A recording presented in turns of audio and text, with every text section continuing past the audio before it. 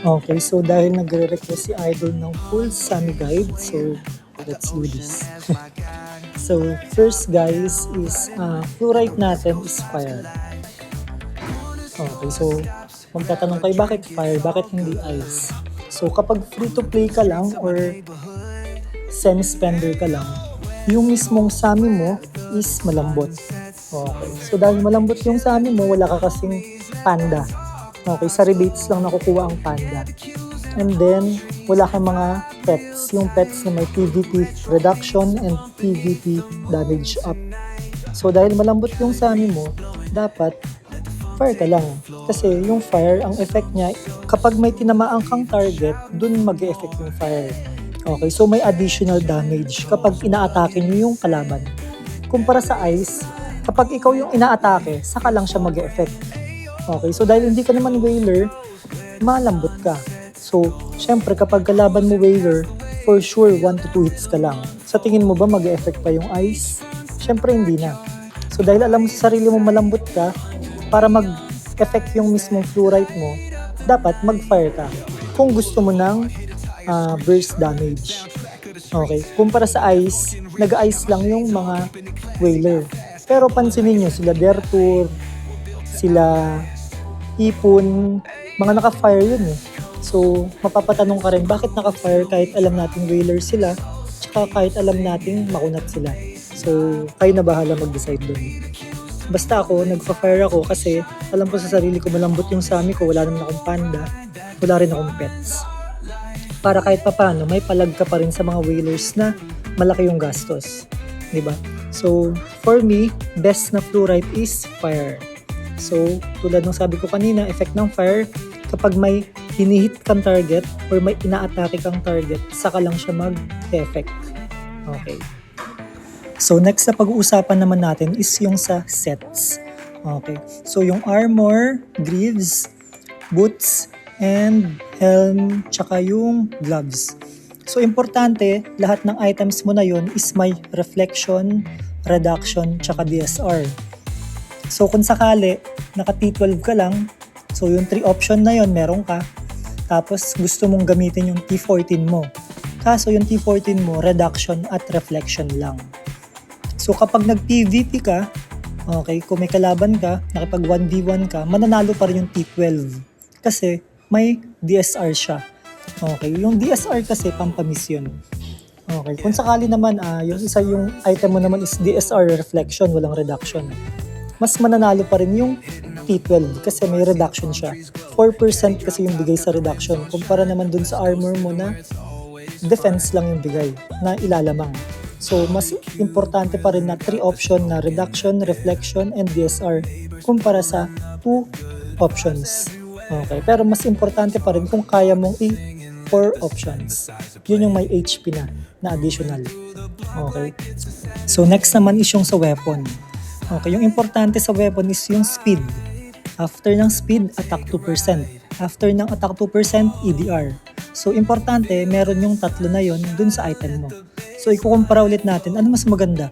T12 na may 3 options versus T14 na may 2 options. So, dun pa rin ako sa T12 kumpara sa T14 na 2 options lang. Okay, yung next na pag-uusapan naman natin is yung sa wings. Okay, so sa wings, dapat laging perfect yung gagamitin mong base stats. Okay, so bawal hindi perfect. Tulad nung sa akin, 55-55 yung gamit ko ngayon. Okay, para makraft ko tong 55-55, ang ginamit ko na Gen 3 is 45-45. Okay, para makakuha ka ng highest na base stats na 55-55 sa Gen 4, tulad ng sa akin ngayon. Pero kapag ginamit mo naman sa Gen 3 is 43-43, ang highest na pwede mo lang makuha doon is additional plus 10 which is 53-53. Okay, so impossible ka makakuha ng 55-55 kasi highest na base stats mo is 43-43 lang. Kaya dapat laging perfect yung gagamitin mo. Next naman is itong accessories. Okay. So, ang pinaka-importante sa accessories para sa akin is yung critical damage rate. So, kung F2P ka lang or semi-spender ka lang, ang pinaka-kailangan mong ma-open is hanggang critical damage rate. Okay. So, kapag whaler ka, syempre madami kang pera, dapat i-open mo lahat yan hanggang sa makakaya mo. Okay. Kasi itong mismong accessories yung magpapalakas sa'yo. Okay. Yung pinaka-importante ngayon kapag wheeler ka, yung accessories. Okay. Kailangan ma-max mo lahat to. Kung gusto mo maka one hit, kung gusto mong pinaka ikaw yung pinakamalakas, dapat i-upgrade mo ng i-upgrade yung accessories mo. Okay. So yung dias mo, pwede mong gamitin dito actually. So kung ako lang, kung whaler ako, so siguro gagamitin ko yung dias ko hanggang VIP 5 hanggang mali pala. Gagamitin ko siya hanggang Sank 6. After Sank 6, tigil na. Kasi parang binibigay mo na lang pera mo kay Monarch. So mag-MUC ka na lang after nun. And then yung mga dias mo, gamitin mo dito sa accessories. Tsaka dun sa mismong time pack. Okay, sa time pack, makukuha mo dun yung pangbili sa mga accessories na iba pa na importante. Okay, dun mo lang siya gagamitin. Tapos sa mastery, for me, dapat ang ginagamit mo sa mastery is MUC lang din. So dito, tulad neto, Archangel necklace. So para makuha mo to, kailangan mo lang gamitin is dias. Okay, sa time pack. Yun yung pambili mismo dito, dias. Okay, dapat ma-plus 2, plus 3 mo to, yun yung pinaka-importante. So yung sa akin, plus 1 lang. So magkaka-clone ka. Okay, so bago ka mamatay, mag-clone. So diba, so ang laking effect nun. So dapat, bilhin mo to. Okay, i-plus 2 mo rin to, 2 plus 3. So mas maganda kung ma-plus 4 mo pa. So whaler ka, diba? So dapat, i-upgrade mo ng i-upgrade yung mga time pack na items na pwede mo makuha. Next naman, itong Archangel medal. Okay, itong medal, disarm yung effect niya, yan yun. So, yung chance niyang ma-disable isang piece ng item mo, so sobrang laking tulong na nun. So, nakukuha lang yung pang-craft neto sa SL. Okay, so sa SL, dapat lagi kang active doon, 9:30 PM ng gabi yun. So, much better, kung wala ka neto, i-craft mo rin to. Okay. Next naman, itong Archangel staff. So, ito yung mga weapons. So, ito, para ma-craft mo to, kailangan mong ma-achieve yung Kundun Trial floor 6. Okay, pag naka-floor 6 ka na, pwede mo makuha yung items na requirement para ma-craft mo tong Archangel staff and yung Tome. Okay, so much better, lagi mong gawin araw-araw yung Kundun Trial para ma-craft mo to. Kasi importante rin to kasi magkakaroon ka ng second life. Yung second life na yun para siyang shield. Yun nga lang, konti lang damage mo, hindi siya ganun kalakas.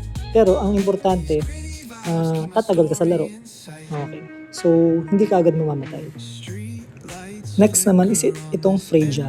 Okay, itong Freya, ang unang kinakraft dito, itong weapons. Kasi maganda yung effect. So, mas maganda yung effect nito sa Grow Lancer tsaka sa BK. Okay, kasi may additional damage bonus yun sa kanila. Sa kapag nag-effect yung mismong pag-clinic mo yung skill. So may additional damage yun sa pagkakaalam ko. Kumpara sa Sami tsaka sa DL tsaka Wiz. So mas maganda yung effect ng pang BK tsaka GL sa Freya weapons. So after nun, so itong earrings naman. So nakukuha lang din to sa time pack. So kita mo yung effect niya. 2 pieces. So, magkakaroon ka ng damage reduction plus 2%. So, may effect din to kahit sa mobs. Sa gold tsaka sa red boss, so may effect din yan. So, much better kung whaler ka or semi-spender ka, i-craft mo to una. Okay, so dito mo gamitin yung dias mo kung saan-saan mo ginagamit. So, yung mga accessories tulad nito, dapat dito nyo ginagamit yung dias, hindi nyo ginagamit sa mastery, sa skill talent. So, gets nyo, pwede nyo namang gamitin MUC doon, di ba? So, ba't hindi nyo dito gamitin yung mga dias nyo? So, dito naman sa Glorious set, so, automatic na to dapat lagi nyo ginagawa yung 3v3. So, kita nyo yung effect, di ba? So, plus 12.5% yung additional sa HP. And then, sa attack naman is 12.5% din. So, malaking bagay yan. So, dapat araw-araw yung ginagawa yung 3v3 nyo.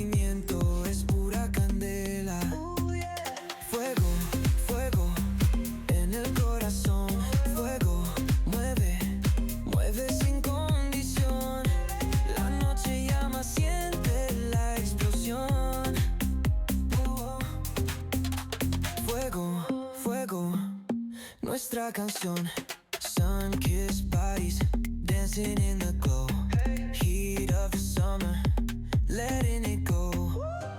From the player to the disco lights, we keep it moving all through the night.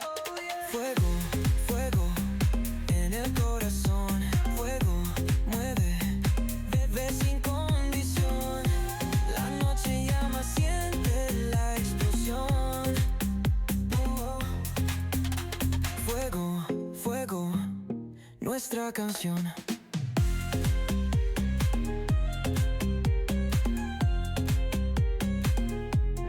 So dito naman sa Heart of Shining, tsaka dun sa Glorious may ganito rin. So importante dito yung speed. So makakuha ka ng speed, much better kasi ako hindi pa ako pulot ng speed. So yung attack na lang yung pinili ko kumpara dun sa ibang nabibigay sa akin. Basta ang pinaka-importante dito yung speed. Okay, pag nabigyan ka ng speed, yun yung kunin mo at i-equip mo. And then, kaya ka nag-3v3 dahil dito sa medallion. Okay, itong medallion, PvP damage up and PvP damage reduction. So, sobrang laking tulong nito talaga. So, kaya dapat lagi mong ginagawa yung 3v3 tsaka 5 versus 5. Kasi kapag hindi, malaking disadvantage na sa mismong character mo yan. So, medyo malaki yung ihina. So, kaya dapat lagi mong ginagawa. So, next naman, dito tayo sa fruits. Okay, unang-una is yung combo fruit. So, para to sa combo regen mo. Para mabilis yung pagputok ng mismong combo mo. So, para malakas yung damage. And then, next naman is yung Oracle SD. So, para to sa damage reduction ng mismong SD mo. And then, third is yung mismong super combo para sa combo barrage. And then, fourth yung SD. Para to dun sa mismong SD regen mo.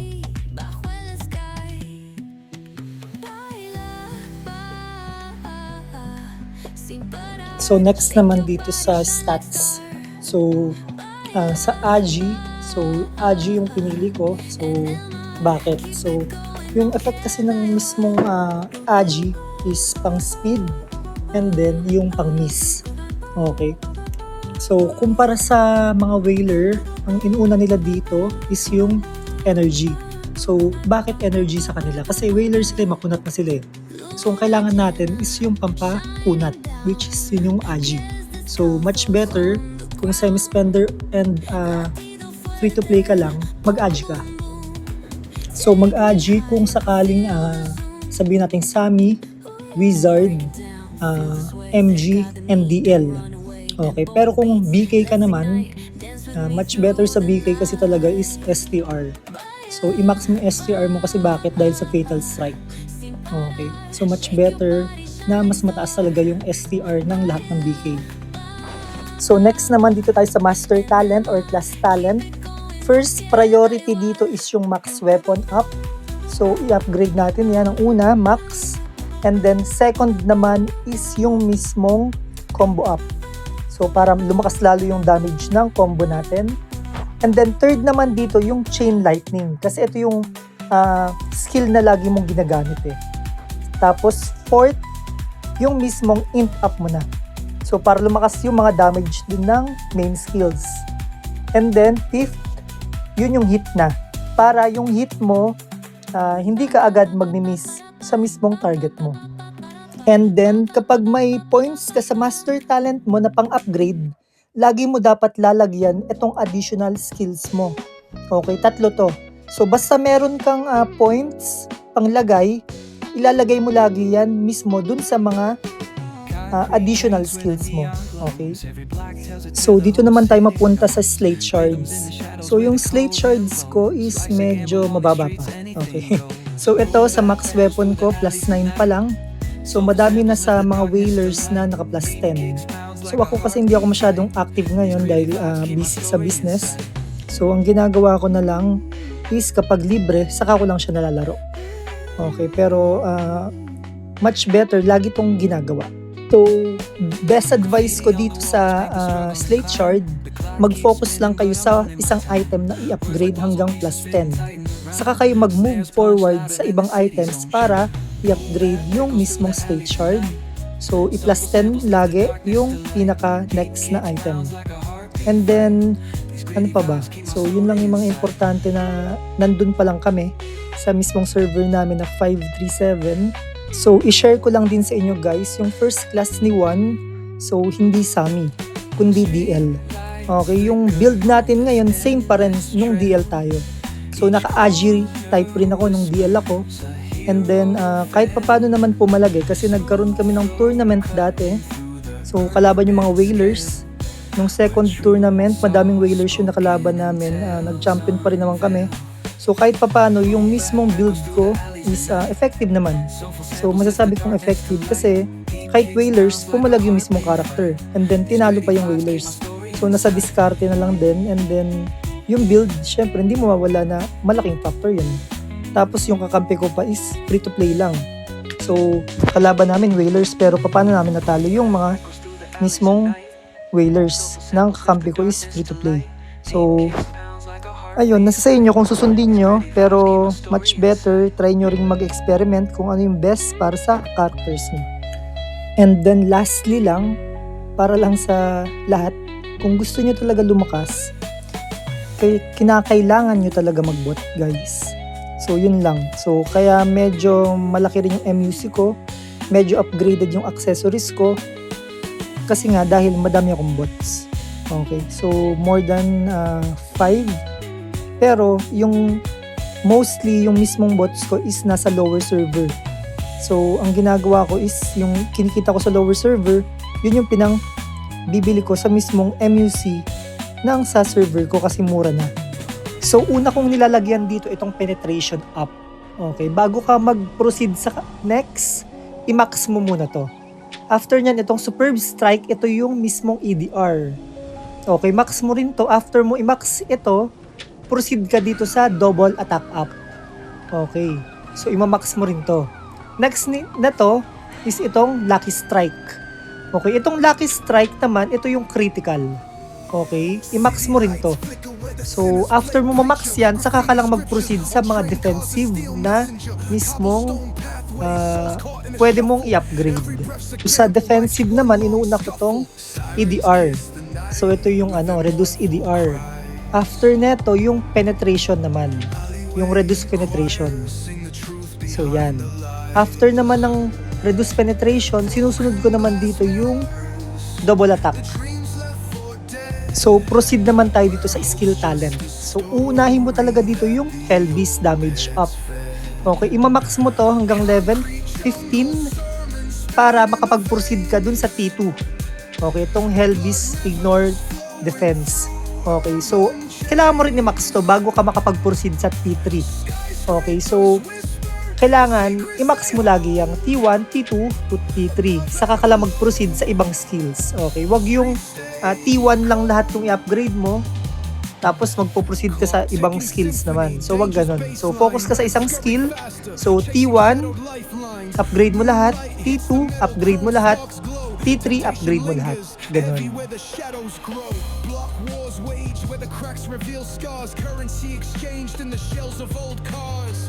Young kings crowned with crowns made of sin. Pawn shops thrive, dreams locked deep within. Fast hands feed the slow with the devil's grip.